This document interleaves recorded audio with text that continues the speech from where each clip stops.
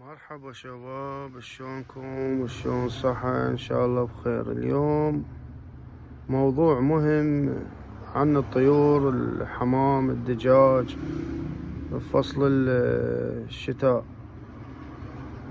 الطيور اغلب الاصابات اللي هسه تصير عندها شنو؟ اللي يكنكر، يصير طقاق بالحلق وينتشر عند باقي الطيور، يضعف الطير حتى يختنق ويسوف، يعني الطير ينتهي.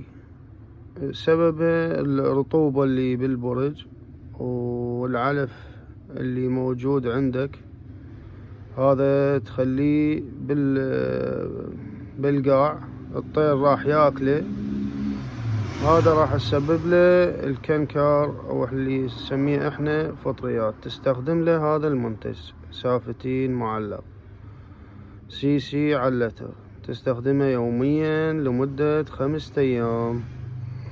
هذا كلش فعال ومفيد للطيور، والله يحفظكم إن شاء الله.